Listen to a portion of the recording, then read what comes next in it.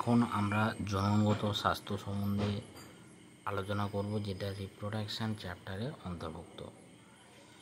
তৃতীয় অধ্যায়ে তোমরা মানুষের জননতন্ত্র এবং কার্যগুলি সম্পর্কে জেনেছ। চলো এখন আমরা এর সঙ্গে ঘনিষ্ঠ সম্পর্কিত একটা বিষয় জননগত স্বাস্থ্য নিয়ে আলোচনা করি। জননগত স্বাস্থ্য এই পরিভাষা থেকে আমরা কি বুঝতে পারি? সহজাতভাবে এই পরিভাষাটি বলতে স্বাভাবিক কাজ করে এমন সুস্থ জনন অঙ্গসমূহকে বোঝায়।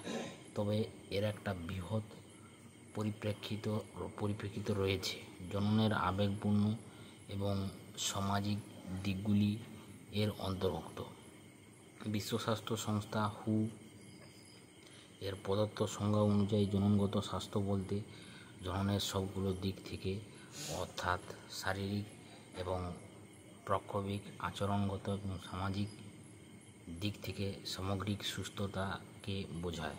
তাই একটি সমাজকে জননগত দিক থেকে সুস্থ তখনই বলা হবে যখন সেই সমাজের লোকেদের জননাঙ্গসমূহ শারীরিক এবং কার্যকারীভাবে স্বাভাবিক থাকবে।